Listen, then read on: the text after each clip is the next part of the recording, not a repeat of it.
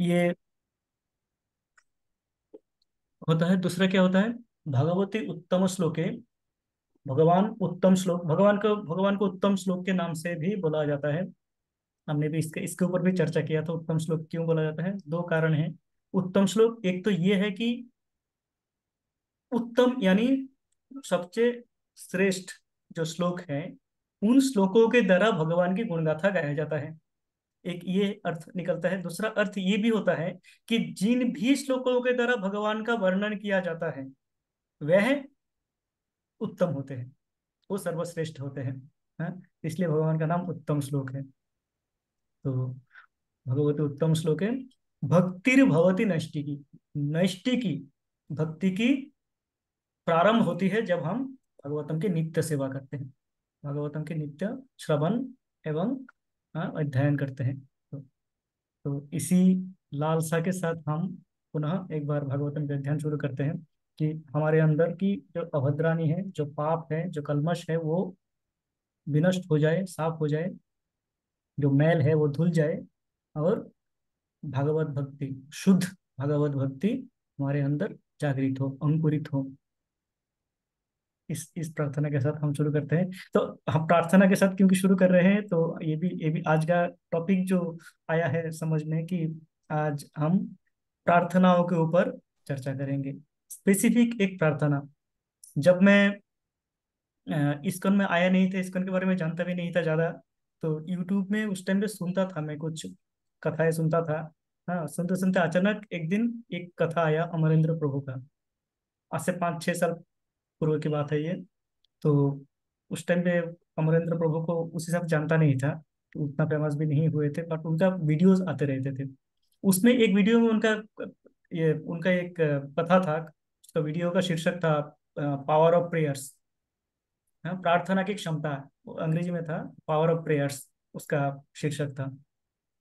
उस पे वो बता रहे थे कि भागवतम में अगर हम प्रार्थनाओं को छोड़ दे तो भागवतम में कुछ बचेगा ही नहीं है। भागवतम जो कहते हैं कि ये रसम आलयम है, रसों का आलय है, रसों का घर है, ये रस आता कहाँ से है?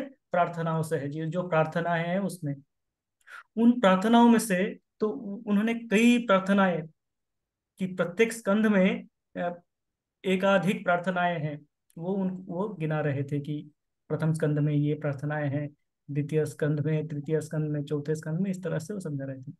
तो उन्होंने एक जगह पे बताया था कि ये वृत्रासुर का प्रार्थना, एक जगह पे प्रार्थना है, प्रेयर्स बाय वृत्रासुर। वृत्रासुर के द्वारा 4 श्लोकों में एक प्रार्थना की गई है, मात्र 4 श्लोक है। कह रहे थे कि ये इतना पावरफुल है, इतना इतना शक्तिशाली है ये प्रार्थना, कि ये तो एक तो 4 श्लोक है, हम उसको सहजता से उसको हम याद कर सकते हैं, स्मरण कर सकते हैं। प्रथम।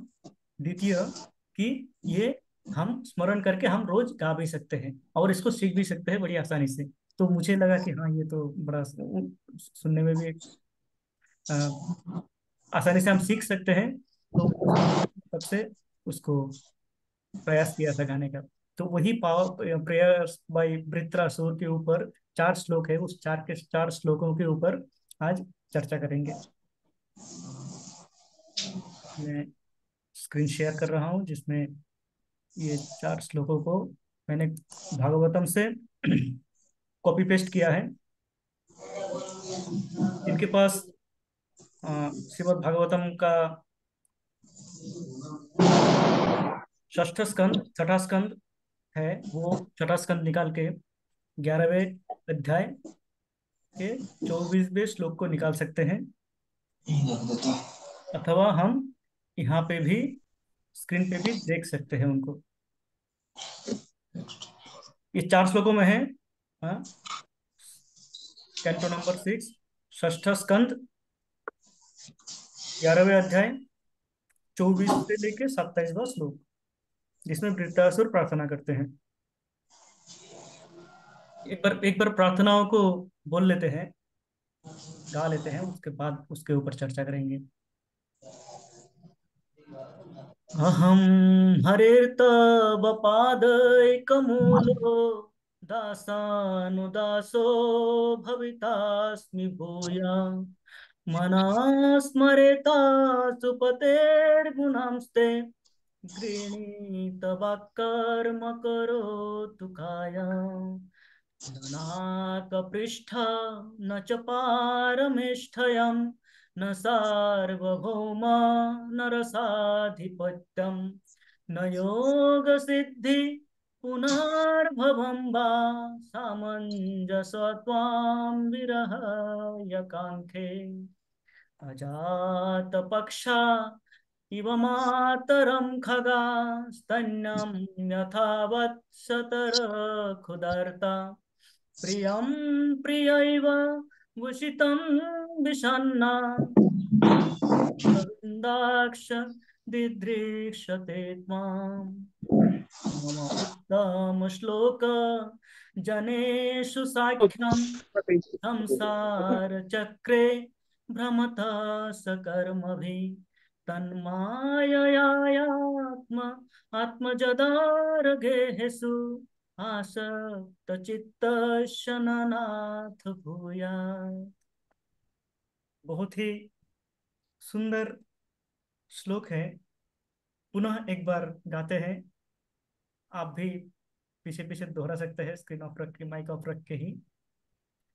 अहं हरे तव पादैकमूलो दासानुदासो भवितास्मि भूया मना स्मरेता सुपते गुणांस्ते प्रीणीत कर्म करोतु कायम् न नाकपृष्ठ न च पारमेष्ठयम् न सार्वभौम न रसाधिपत्यम् न योगसिद्धि पुनर्भवं वा सामञ्जस्य त्वां विरहाय काङ्क्षे अजातपक्षा यथा मातरं खगा स्तन्यं यथा वत्सतर क्षुधर्ता प्रियं प्रियैव भूषितं विषण्णा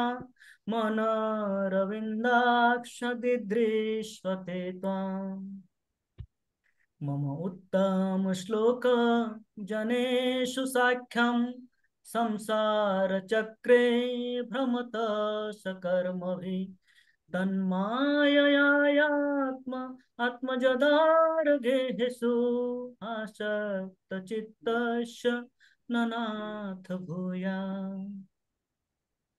आइए हम इसके ऊपर, एक एक श्लोक के ऊपर थोड़ा सा चिंतन मनन करते हैं।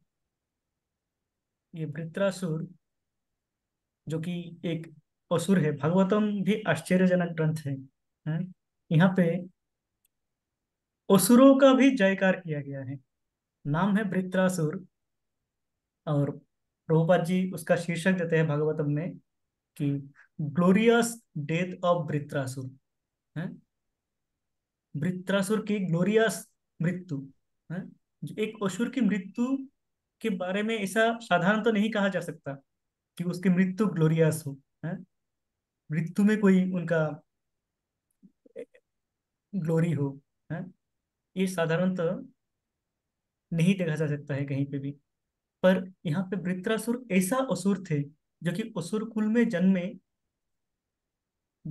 इनका जन्म ही हुआ एक यज्ञ करके इंद्र को, देवराज इंद्र को वध करने के लिए। कारण था उनका, प्रकट कराने का कारण था कि यज्ञ किया गया था कि देवराज इंद्र का हत्या हो। मंत्र में कुछ भूल रह गया था, जैसे मंत्र यज्ञ कर रहे थे, यज्ञ में मंत्र उच्चारण में कुछ भूल रह गया था। उस उच्चारण भूल की वजह से इंद्र के मृत्यु के कारण ना बन के वो असुर तो बने, परंतु इंद्र के मृत्यु के कारण ना बने। इंद्र के हाथ में वो खुद के मृत्यु वरण करना पड़ा। ये उनका स्टोरी था। वो स्टोरी थोड़ा सा चित्रकेतु का स्टोरी होता है, उसके बाद देवराज इंद्र का होता है। वो थोड़ा सा लंबा स्टोरी है, उस स्टोरी में आज हम नहीं जाएंगे, और मेरी उतनी एक्सपर्टाइज भी नहीं है कि मैं उस स्टोरी को आपको आपके समक्ष सही तरीके से ला पाऊं। तो आज हम क्या करेंगे, इस एकमात्र इस चार जो श्लोक है, जो चार श्लोक हमने अभी पढ़ा है, उस चार श्लोकों के ऊपर थोड़ा बहुत चर्चा करेंगे, उसको समझने का प्रयास करेंगे। श्लोकों में क्या किया गया है, और इसको हम थोड़ा सा याद करने का भी, स्मरण में लाने का भी प्रयास करेंगे। प्रथम श्लोक में कहते हैं कि अहम हरे तव पादैको मूलो। हरे, हे भगवान, हे हरि, हे कृष्ण, कब वो समय आएगा जब मैं, हे हरि, हैं, जब मैं तब पाद एक मूल। जब पाद एक मूल का अर्थ होता है पाद एक मूल, एकमात्र आपके चरण कमल में, एकमात्र आपके चरण कमल में मैं रहूंगा। हाँ, दास, कैसे रहूंगा? दासानुदासो भवितास्मि भूय। है, हे भगवान, हे कृष्ण, वो समय कब आएगा, कब आएगा वो समय जब मैं आपके, एकमात्र आपके चरण कमलों में के दास अनुदास, आपके दासों के दास बन के रह पाऊंगा। है? पुनः, भूय अर्थात पुनः, अर्थात कि वृत्रासुर के प्रयाग में यहाँ से हमें कुछ बातें हमें पता चलता है इसमें। जो यदि हम देखें पुनः, अर्थात हम पहले भी, भगवान के वो कह रहे हैं कि मैं तो पहले भी आपका दास था, पहले भी मैं आपका ही दास था, पुनः मैं कब आपका दास बनूंगा? मुझे फिर से आपका दास बनना है। ये तो मैं अपने कर्म के वजह से यहाँ पे आ गया हूँ इस धरातल पे, इस असुर का शरीर लेके मैं यहाँ पे आ गया हूँ। मेरा जो परिचय है वो है आपके दासों के दास, दासानुदास, दासों के दास। सीधा आपके दास होने का भी योग्यता मेरे मुझ में नहीं है। मैं आपके दासों के दासों के दासों के दास बन के रहना चाहता हूँ। है? और ये मैं पुनः बनना चाहता हूँ। ये कब होगा, कैसे होगा, कब वो दिन आएंगे? और क्या होगा? मनः स्मरेता सुपते गुणांस्ते। आसुपते, है? कि अपना आसु, अपना जो पति है, अपना पति कौन? ये भगवान, भगवान की बात कर रहे हैं कि ये भगवान के गुण वो कब आएंगे कि मन सर्वदा स्मरण करेगा इनके गुण, मेरे भगवान के गुण, गुणों के बारे में मन स्मरण करता रहेगा। गृणीत वाक, मुख से उनका ही नाम ग्रहण होता रहेगा, नाम लेते रहेंगे। मेरा मन स्मरण करता रहेगा उनको, मेरे उत्तम श्लोकों को, मेरे भगवान श्री कृष्ण को। मेरे मुख से, मेरे वचन से एकमात्र उनका ही नाम निकलेगा। है? और कर्म करो तो काय, काय अर्थात शरीर। ये जो शरीर है मेरा, ये शरीर कब वो आएगा दिन जब मेरा शरीर, मन और वचन, हाँ, कायेन मनसा वाचा, ये होता है शरीर, मन और वचन। ये तीनों से कब मैं भगवान के सेवा में पुनः नियोजित हो जाऊंगा, निमग्न हो जाऊंगा, जब मुझे संसार के और कोई चीज अच्छा नहीं लगेगा, और कोई चीजों की तरफ मेरा मन भटकेगा नहीं, आकर्षित नहीं होगा। सिर्फ मात्र और मात्र मैं आपके चरण कमलों में, वो भी कौन से चरण कमल? पाद एक मूल, एकमात्र आपके चरण कमल। उसमें भी कोई मुझे डिविएशन नहीं चाहिए। उसमें भी कोई मुझे ये नहीं चाहिए कि मैं अभी आपके चरण कमल, कभी इनके चरण कमल, कभी शिव ब्रह्मा इत्यादि। ना, मुझे सिर्फ आपके ही चरण कमलों के दासानुदास बनना है। वो दिन कब आएंगे? ये प्रार्थना वृत्रासुर वहां पे कर रहे हैं। ये प्रार्थना का समय यदि हम देखेंगे कि प्रार्थना कब कर रहे हैं, वृत्रासुर को वृत्रासुर जब इतना यज्ञ से निकला, विशाल आकृति लेके शरीर, एक विशाल काय शरीर, और भागवतों में वर्णना है कि उनका शरीर जब जैसे ही वो प्रकट हुए यज्ञ अग्नि से, यज्ञ के अग्नि से प्रकट होते ही उसका शरीर निरंतर बढ़ रहा था। ये नहीं कि एक एक दिन, एक साल, दो साल, तीन साल, ऐसा नहीं। जैसे ही प्रकट हुए तुरंत बढ़ने लगे, वो बढ़ते बढ़ते इतना विशालकाय हो गए। और जब ये इंद्र को आह्वान किए कि आओ तुम लड़ते हैं तुमसे। तो इंद्र के साथ समस्त देवी देवताएं शंकित हो गए, भयातुर हो गए, और वो जाके भगवान का आराधना करते हैं। हैं, भगवान की आराधना करते हैं कि भगवान, ये तो एक आश्चर्यजनक असुर की जन्म हुआ। इसे तो हमने कभी नहीं देखा। ये तो जन्म होते ही इतना विशालकाय हो गया, ये तो कुछ दिन और रहा तो पूरे त्रिलोक यही अकेले ही ग्रास कर लेंगे। हैं, तो इससे हमें बचाइए। जैसे प्रार्थनाएं करते हैं, लंबा प्रार्थनाएं हैं, वहां पे भगवान आते हैं, भगवान प्रकट होते हैं, बोलते हैं कि ठीक है, ये असुर कुल में जन्म तो हुआ है, परंतु ये मेरे भक्त हैं। भगवान वहां पे आश्वासित करते हैं देवताओं को कि ये असुर कुल में जन्मा है, असुर के हिसाब से जन्मा है, पर ये मेरे भक्त है, इनसे भय की आवश्यकता नहीं है। परंतु इनके मारने के लिए तुम्हें क्या चाहिए? तुम्हें, इंद्र को बताते हैं कि तुम्हें एक इनको हत्या करने के लिए तुम्हें क्या चाहिए? एक वज्र की आवश्यकता है। और वो वज्र बनेगा किससे? दधीची मुनि के अस्थि से। दधीची नामक एक मुनि है, उन मुनि के अस्थि से आपको ये वज्र बनाना होगा। उस वज्र के आघात से ये वृत्रासुर का पतन होगा। तो देवताएं जाते हैं, दधीचि मुनि को प्रार्थना करते हैं। दधीचि मुनि प्रथमतः बताते हैं कि मैं क्यों दूं अपना शरीर? है, आपका प्रॉब्लम है, आपको आपको असुविधाएं हैं, आपको असुविधा के लिए मैं अपना प्राण क्यों दूं? परंतु ये जोक कर रहे थे, जोकिंगली बता रहे थे ये बात कि असल में वो देना ही चाहते थे। बाद में बताते हैं कि नहीं, मैं देना चाहता हूँ, जिस काम से समस्त तीनों लोगों का मंगल हो, उस काम में यदि मेरा शरीर लग जाए तो उससे अच्छा और कुछ हो नहीं सकता, उससे अच्छा मृत्यु और कुछ हो नहीं सकता। तो वह स्वयं ध्यान में बैठते हैं, योग द्वारा, अष्टांग योग द्वारा वो अपना प्राण वायु निकालते हैं। उनके अस्थि को लेके इंद्र का वज्र बनाया जाता है। वो वज्र लेके जब युद्ध में उतरते हैं, तब भी वृत्रासुर का जो शक्ति, वो देख के एक बार उनका आमने सामने युद्ध होता है। युद्ध में उनके पराक्रम से इंद्र के, देवराज इंद्र के हाथ से ही वो वज्र गिर जाते हैं। इतना शक्ति उनके पास नहीं होता है कि वो वज्र के भी पकड़ के रखे। इतना भयभीत हो जाते हैं वो आ, इसके पराक्रम से, वृत्रासुर के पराक्रम से। तो वज्र जब गिर जाते हैं, तब ये वृत्रासुर स्वयं उनको मोटिवेट करता है। ये भी आश्चर्य की बात है, भगवतम अगर हम पढ़ेंगे कि वृत्रासुर स्वयं जो जानते हैं कि ये जो वज्र बनाया गया है भगवान के आदेश से मेरी हत्या के लिए बनाया गया है, और मेरा हत्या कौन करेगा? ये इस वज्र से इंद्र करेगा।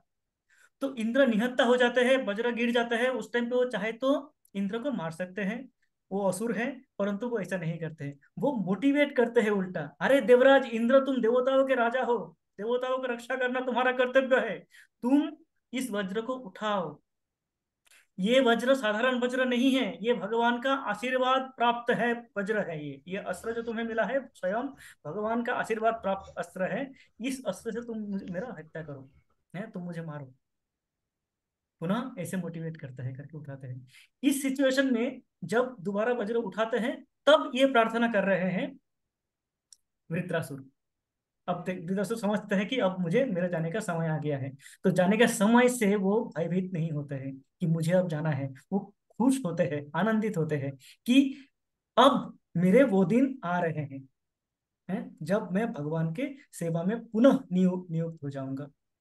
पुनः भगवान के दासों के सेवा में पुनः मैं जुट जाऊंगा। पुनः मैं अपने मनसा, कायन मनसा वाचा, है, मैं अपने लगा पाऊंगा किसमें? भगवान की सेवा में। इस प्रार्थना को आगे बढ़ाते हैं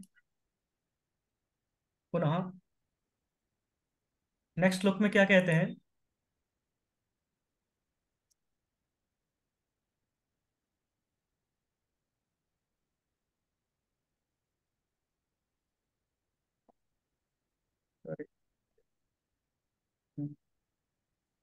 ननाकपृष्ठ न च पारमेष्ठयम् न सार्वभौमा न रसाधिपत्यम् न योग सिद्धि पुनः भवं वा सामंजस त्वां विरहय कांखे न नाक पृष्ठम।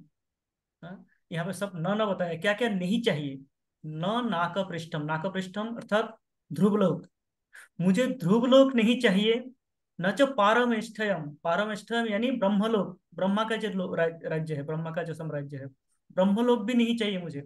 न मुझे ध्रुवलोक चाहिए, न च पारमेष्ठयम, ब्रह्मलोक भी नहीं चाहिए।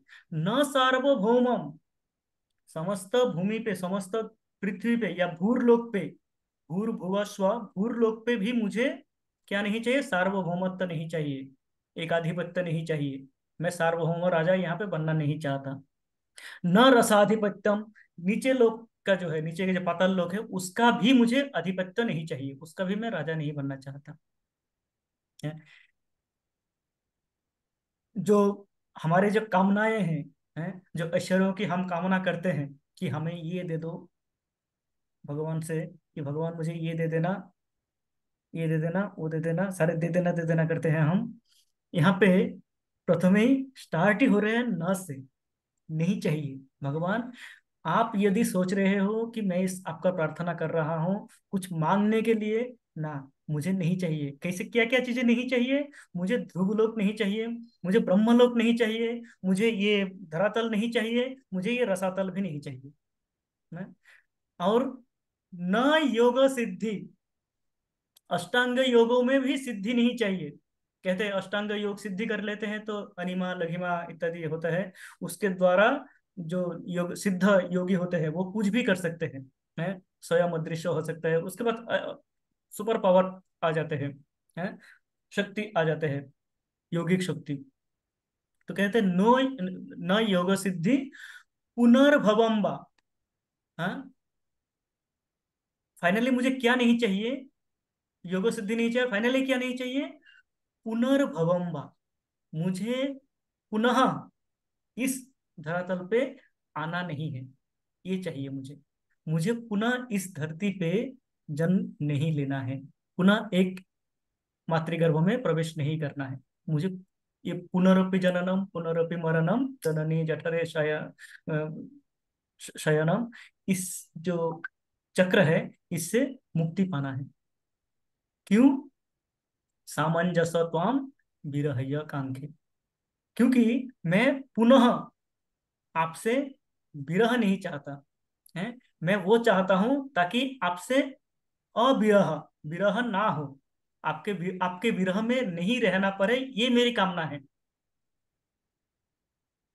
मुझे यदि ध्रुवलोक मिलता है तो मुझे आपके सेवा छोड़ के ध्रुवलोक में आना पड़ेगा। यदि ब्रह्मलोक मिलता है तो मैं आपके सेवा छोड़ के ब्रह्मलोक में आऊंगा और ब्रह्मलोक के ऐशो आराम में खो जाऊंगा। तो जो भी ये भौतिक वस्तुएं हैं जो मैं चाहूंगा, वो मुझे क्या करेंगे, मुझे पुनः जन्म मृत्यु के बंधन में डाल देंगे। उस जन्म मृत्यु के बंधन से मैं मुक्ति चाहता हूँ, इसलिए मुझे ये भौतिक कुछ भी नहीं चाहिए। मेरी कामना एक ही है दासानो दासो भवितास्मि भूय। मुझे कब आपके पुनः आपके चरण के सेवा करने का अवसर मिलेगा, ये मेरी कामना है। मुझे यही चाहिए कि मैं आपके चरणों की सेवा करूं, ना ही मुझे ब्रह्मलोक, ना ही मुझे ध्रुवलोक, ना ही मुझे पृथ्वीलोक, ना ही मुझे रसातल। इन इन वस्तुओं की मुझे आवश्यकता नहीं है।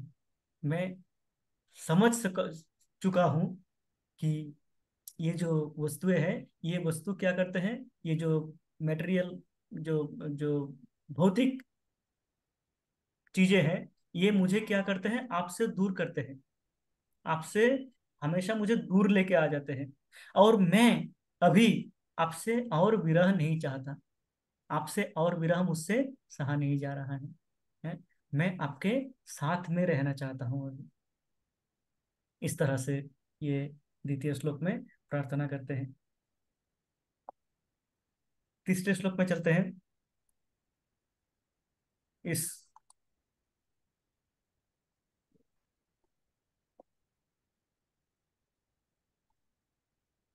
हाँ, तो ये विरह को यहाँ पे पुनः तुलना के साथ वर्णन किया गया है। अजात पक्षा यथमातरम खगा स्तन्यम यथा वत्सतरा खुदर्ता प्रियं प्रियैव भूषितं विषण्णा मनोरविन्दाक्ष दिदृक्षते त्वाम् अजात पक्षा इव मातरम खगा। अजात पक्षा, वह पक्षी जिनका अभी तक पंख आया नहीं है उड़ने के लिए, जो अभी स्वयं उड़ नहीं सकते हैं, वह पक्षी क्या करते हैं, अपने मातरम खगा, अपने माता पक्षी के लिए क्या करते हैं, अपेक्षा करते रहते हैं। हम अगर देखेंगे चिड़िया के घोंसला का, अगर कोई भी चित्र होता है उसमें हम देखेंगे कि अ, चिड़िया के जो बच्चे हैं वो मुंह खुल के वो अपेक्षा करते रहते हैं कि उसके माता आएंगे, माता आने से वो मुंह खोल देते हैं और माता उसके मुंह में दाना डाल देते हैं। तो वो स्वयं उड़ नहीं पाते हैं, स्वयं इसके सक्षम नहीं होते हैं कि वो स्वयं अपना जो खाद्य पदार्थ है वो चयन कर ले। तो वो माता का अपेक्षा करते रहते हैं, अधीरता से, आतुर होके, आतुरता से क्या करते रहते हैं, माता का अपेक्षा करते रहते हैं। तो वैसे मैं अपेक्षा कर रहा हूँ, वृत्रासुर कह रहा है।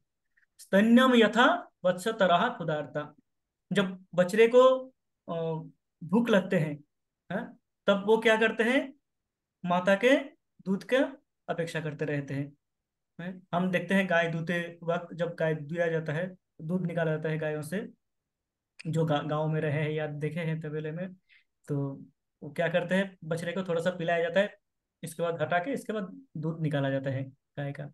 बछड़ा को जब जब भी इसके बाद छोड़ दिया जाता है दूध के लिए, बच्चा भाग के जाता है एकदम दूध के पास और एकदम बस माँ के साथ जुड़ जाता है और दूध पीने में लग जाता है।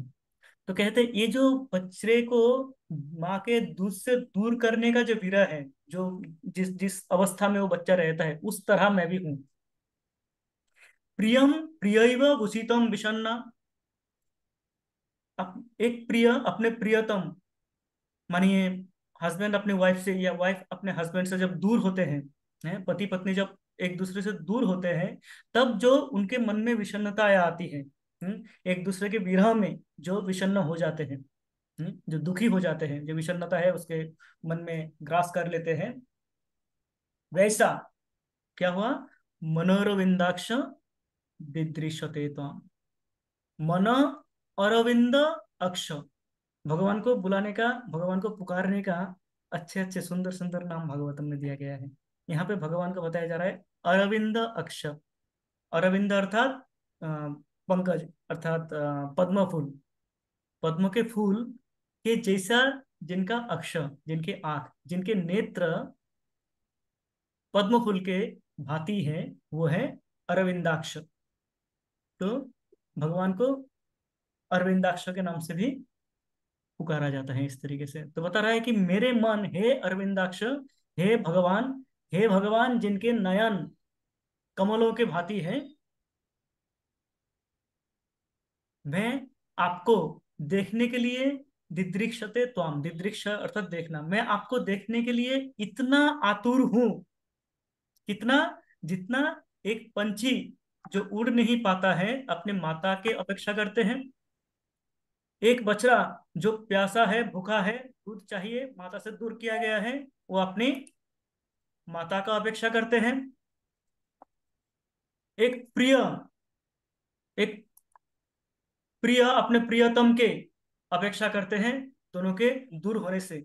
उनके मन में जो विरह व्यथा है, उनके मन में जो आकांक्षा है कि मेरी माँ आए मुझे कुछ खिलाए, है मेरे प्रियतम आए मुझे प्यार करे, मेरे, मैं जैसे बछड़ा, मैं गाय के पास, मैं अपने माँ के पास जाऊं और दूध पीऊं, मेरे आतुरता उतना ही है जितना मैंने ये उदाहरण दिया है।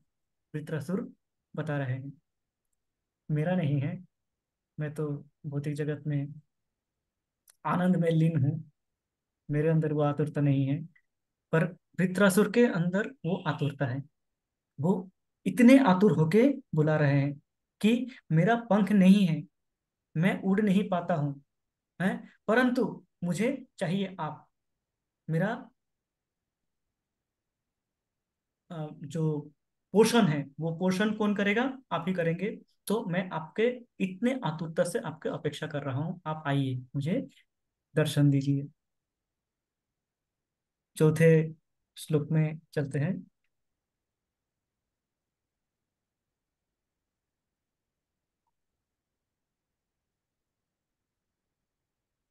मम उत्तम श्लोक जनेषु साख्यम संसार चक्रे भ्रमत स्वकर्मभि तन्माययात्म आत्मजदा गेहेषु आसक्त चित्त शननाथ भूया।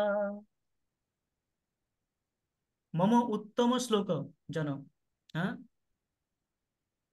मम यहाँ पे पुनः भगवान को एक और एक नाम से पुकारा जा रहा है, उत्तम श्लोक, जो हमने पहले भी सुना।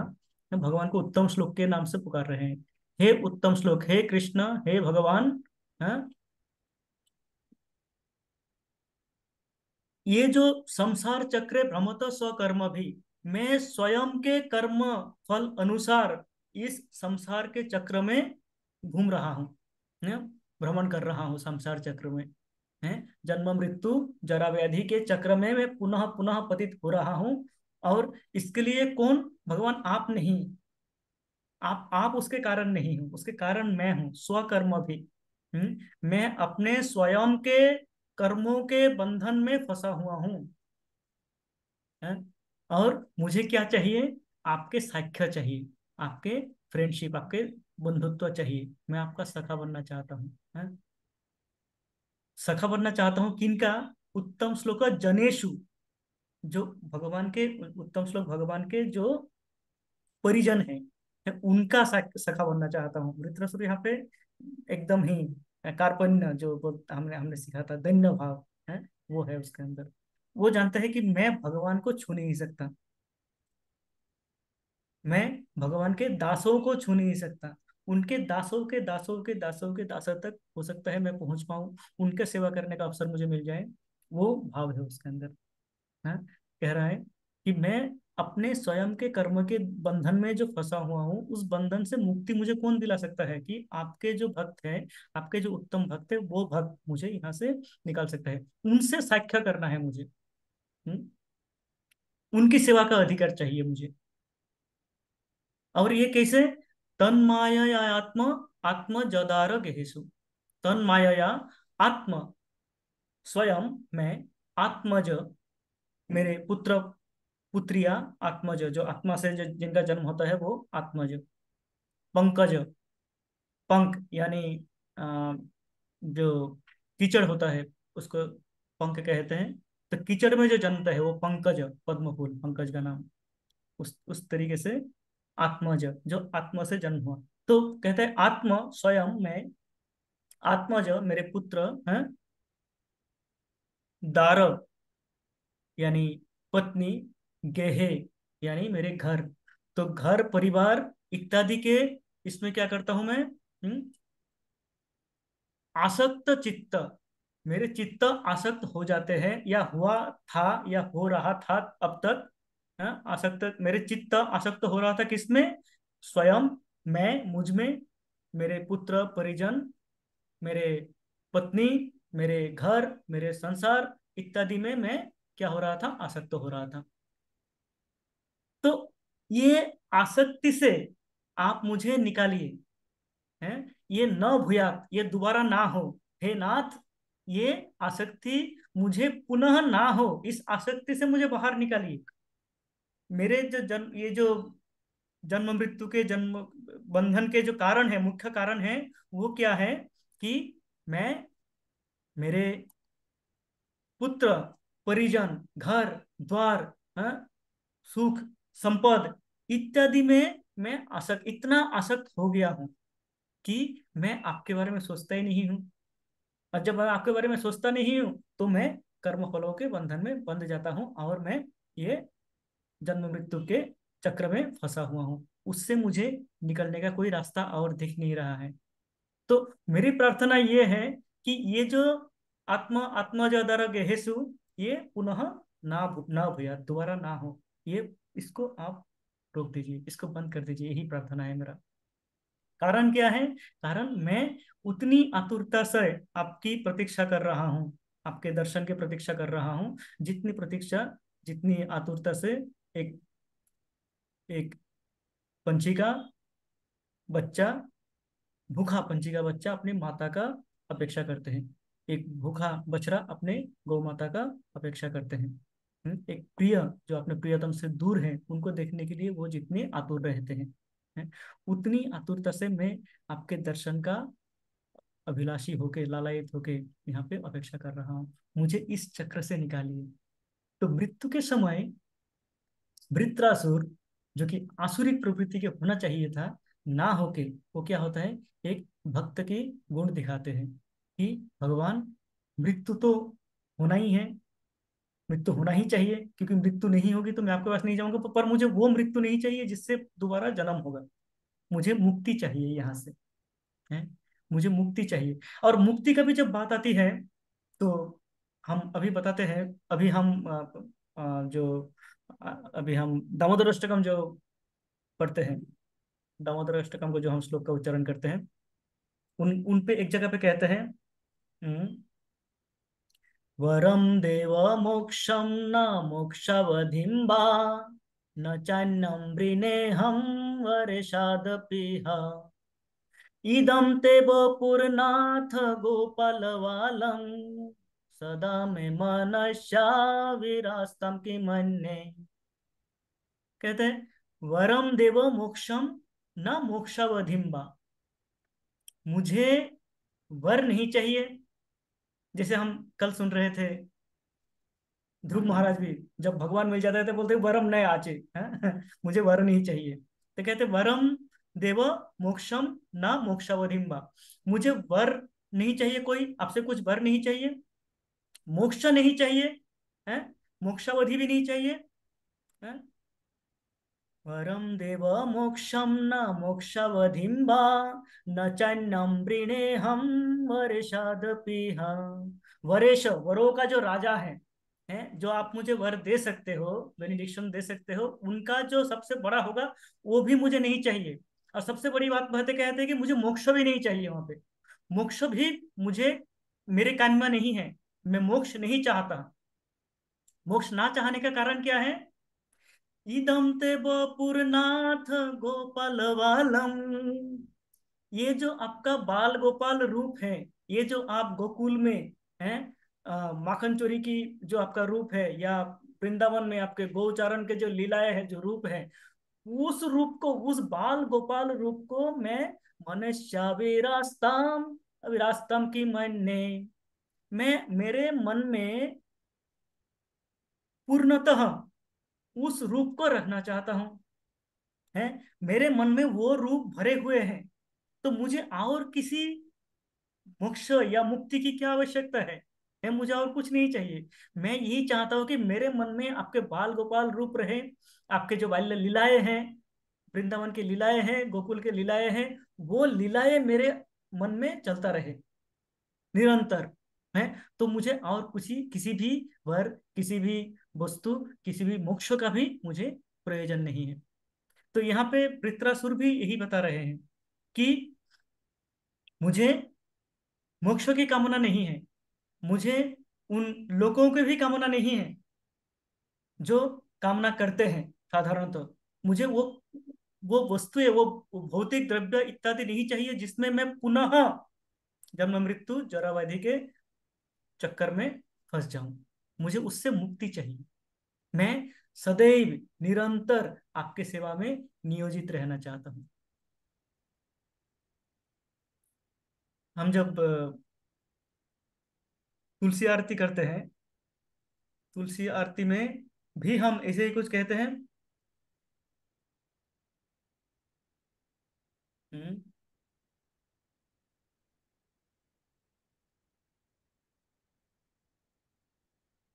हाँ, मतलब ए, अनुगत वाली लाइन कह रहे हैं प्रभु जी आप?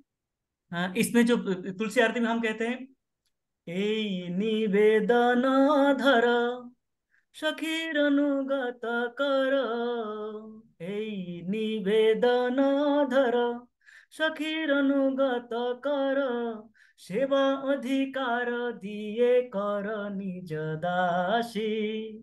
सेवाधिकार दिए कर निज दासी। नमो नमः तुलसी कृष्ण प्रेयसी, नमो नमः। तुलसी से इस प्रार्थना में हम क्या मांग रहे हैं? सेवा अधिकार दीजिए माँ, मुझे सेवा अधिकार दीजिए, आपका दासी बनाइए। मुझे मोक्ष नहीं चाहिए, मुक्ति नहीं चाहिए, द्रव्य इत्यादि नहीं चाहिए, मुझे क्या चाहिए? आपके दास बनना है। तो समस्त प्रार्थनाओं का भाव ये रहता है कि भगवान मुझे आपके दास स्वीकार करो। राधा कृष्ण प्रभु सर्वदा यही कहते हैं, हमें भी स्मरण में दिलाते हैं कि हे प्रभु, हम आपसे बिछड़ चुके हैं, हमें पुनः स्वीकार करें, पुनः हमें हमारी सेवा ग्रहण करें, हमसे कोई सेवा का अवसर दे, और सेवा का अवसर देके हमें अपना दास के हिसाब में पुनः स्वीकार करें। यही भाव यहाँ पे वृत्रासुर का है। वृत्रासुर बार बार यही कहता है कि मुझे आत्मज दार गृह इत्यादि इनके चक्र से, ये जो माया का चक्र है, ये भी माया भी आपका ही है, इस माया के चक्र से आप निकाल सकते हो मुझे, आप मुझे निकालिए। ये दोबारा ना हो, इस माया के चक्र में मैं दोबारा ना फंसूं, ये आशीर्वाद मुझे दीजिए। यहाँ से मुझे निकाल के आप अपने सेवा में लगाइए मुझे, ताकि मैं निरंतर आपकी सेवा में लग सकूं। इस भाव के साथ प्रार्थना पेश करते हैं, और हमारा समय भी हो चुका है, तो इसके साथ ही हम समाप्त करेंगे। हरे कृष्णा कृष्ण कृष्ण हरे हरे, हरे राम राम हरे हरे। सुकांत प्रभु जी की जय। शिला प्रभुपाद की जय। प्रभु जी की जय। हरे कृष्णा। Thank you. तो माता जी आप प्रभु जी, आप सब यहाँ पे वरिष्ठ वैष्णव लोग हैं, कोई अगर कुछ इसमें आलोकपात करना चाहते हैं, 2-4 मिनट है शायद हमारे प्रभु जी पास। बहुत सुंदर क्लास थी, बहुत सुंदर क्लास थी। आप इतने भाव से सुनाते हैं, हम लोग तो इतना डिटेल में कभी जा ही नहीं सकते हैं। हाँ, तो बिल्कुल डूब के जाते हैं, बिल्कुल वृत्तासुर के जो जो भावना है वो सब आपने एक्सप्रेस, बहुत सुंदर था। हम लोग तो सीखना पड़ेगा हमें कि हम लोग इतना डीप में कब जाएंगे। हम लोग तो ऊपर ऊपर से ही सुना पाते हैं। बहुत सुंदर सुनाते हैं। थैंक यू प्रभु जी। दोनों दिन कल भी मैंने सुनी थी, बहुत सुंदर क्लास थी। ध्रुव महाराज का जो चरित्र था बहुत ही अच्छे से प्रभु जी ने कवर किया। हर एक पॉइंट को कवर करते हैं, बल्कि प्रभु जी रिलेट करके भी बता देते हैं दूसरी प्रार्थनाओं के साथ। ये बहुत अच्छा है, बहुत सुंदर है। थैंक यू प्रभु जी। हरे कृष्ण।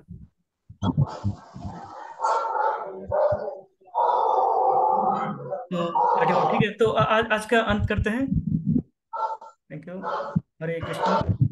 शिला प्रभुपाद की जय, समस्त भक्त वृंद की जय। गौर प्रेमानंदे हरि हरि बोल। श्री सिद्धांत प्रभु की जय। कृष्ण।